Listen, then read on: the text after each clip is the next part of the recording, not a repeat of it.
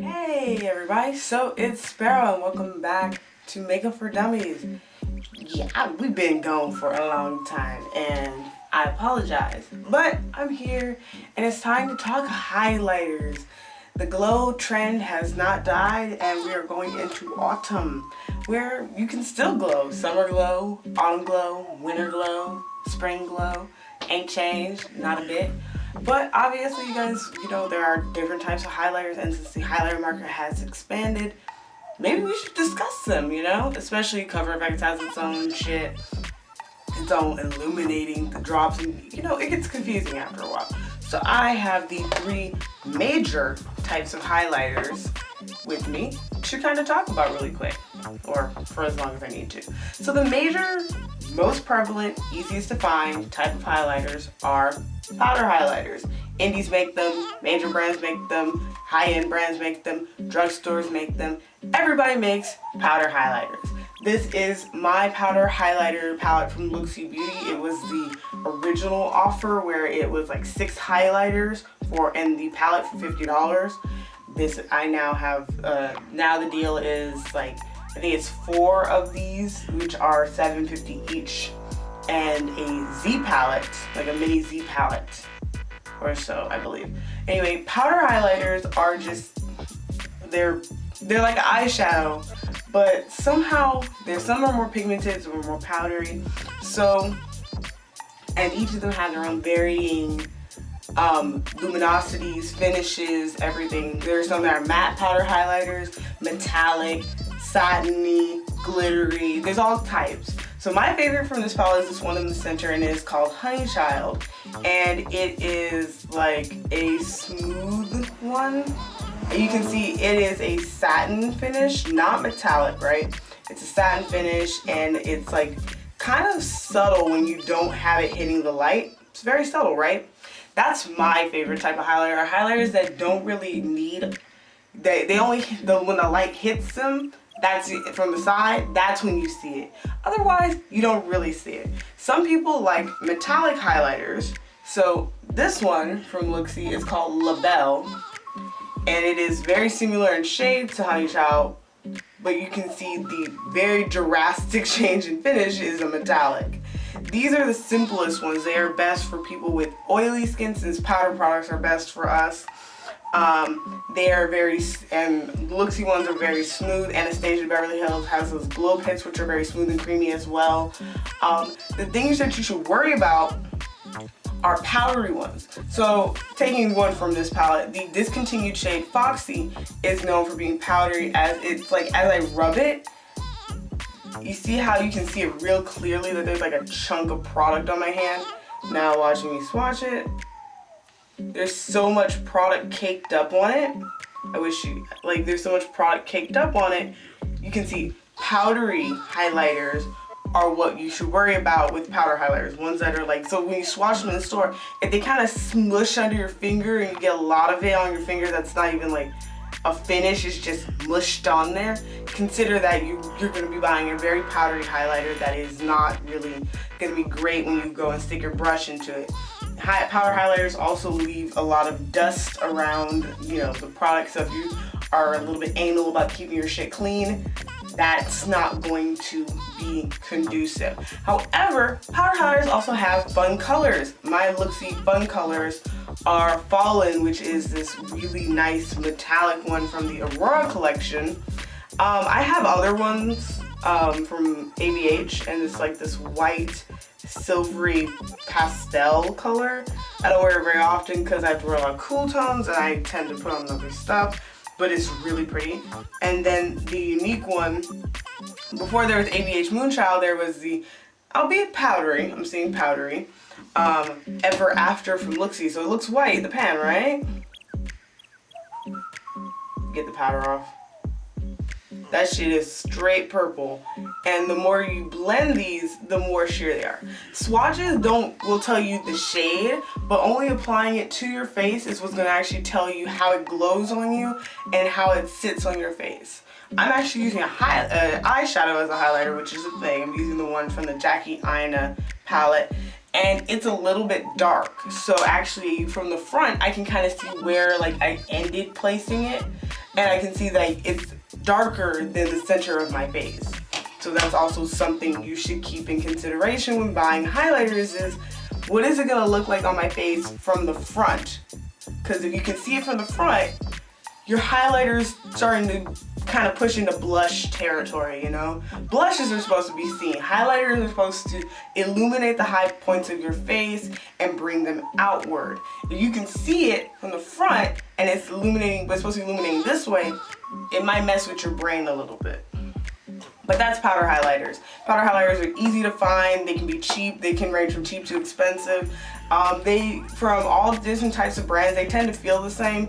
More expensive ones either tend to be more hard packed like the ABH, or more powdery like the Tom Ford one I swatched the other day. But let me get on to the next type, which is cream. This is actually from Cover FX, and this is their Enhanced Click, and this is the one in Golden Peach. And it is a cream stick highlighter. I kind of don't have any oh my god. These are very subtle, so run out of space, haven't I? Got another hand. These are very subtle, and the subtlety is what I like about these, because basically you get the power to kind of choose how highlighted you want to be. So this is it in Golden Peach. It's kind of pinky, and what you can do is see how it's all stroby. Well, you don't really apply it like that. You apply it with a warm finger to the face and gently put it on, and you can see as I'm blending it out, it's starting to look more like just a light highlighted sheen. The pro of these though is that you can take a highlighter, a powder highlighter, and put it on top.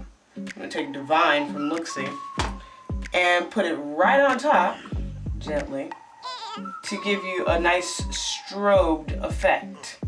So that's kind of cool. Cream highlighters, I like them. They're not really great for oily skin because you're already oily. Cream products tend to, not mesh with the oil production of your face very well. So if you're oily skin, you might want to consider another one over it. But I wanted to try these, and I think they're actually really nice. It's good for a no foundation day. You can strobe and glow adorably with little work and no foundation. But they tend to be a little bit more expensive. Benefit has one, like that Girl Meets Pearl or whatever. They have one. There's a couple brands that have them, but you have to swatch them and try them and really find out for yourself what actually does work for you. I'm gonna not sit here and tell you that you have to buy the Enhanced Clicks. I think they're nice, but at an $18 price tag, it might not be the best, but I got mine in the contest, so you guys know that they're here. Finally, I'm gonna finish this up with liquid highlighters. So the most prevalent one is the Cover FX enhancing drops. They're just like the custom cover drops, but highlighting. This one is from a brand that I don't know is out yet, but is from Ray Kelch. Ray Kelch here on YouTube, and she is doing the do. This is a prototype though, so I'm not showing you anything. And these are liquid, and this is my only sample of liquid. But basically, it's just liquid highlighter, and you just take it and you drop it onto the skin. You can blend it out with your finger, a beauty blender, whatever have you. It gives you the nicest natural glow, or it can give you that really strobiness. Now, I will admit that the Cover FX ones are way more pigmented, but I actually like the ones that she made because the pigment, you can build it, or it can be soft. Liquid is good for all skin types, especially normal skin types and oily skin types, as long as you kind of make sure you blend it with your makeup really well. It can really give you a nice luminous finish. You can add a couple drops to your foundation and make your matte foundation have a luminous glow about it while still being mild and matte. Honestly, these are really fun for me to use because I can get that a glow going on without a lot of work going into it. And that's always really, really fun for me because I like my effortless beauty while at the same time I like my long-term beat face. This is good for both, and I really enjoy that. Liquids are the harder ones to find. Becca sells these humongous bottles of them, And they also sell cream and powder and everything. Becca's that one brand that does everything for you, so no matter what you have. The thing is that their liquids are like in a big pump bottle, and preferably you want your liquids in things like these where they you can control how much you get in a dropper more so than in a pump like foundation, because one pump is a lot. Also, you can use them for your body. You can apply them to your body to get a nice glow. I'm not gonna actually put it on my body because I don't want that going on right now. I'm not wearing a shirt for it. But they give you, like with powders rub off, cream smudge, but liquids tend to dry. If you get the right liquids, they dry down. And when they dry down, boom, glow for days. But yeah. So you can make your decisions. I like all three for all the different things I told you. If you like one type, you should tell me down in the comment section. I listen, I read your comments, I talk back. Talk shit, we can talk shit too. I don't give a fuck. If you just like this video and you like this, then just leave a like down below, a thumbs up. It helps me know that, like, all right, I need to take my content in this direction versus any other direction. And if you like me in general, you should go ahead and subscribe. It tells everybody, including anyone who comes to my page, hey, this bitch is cool. Come through.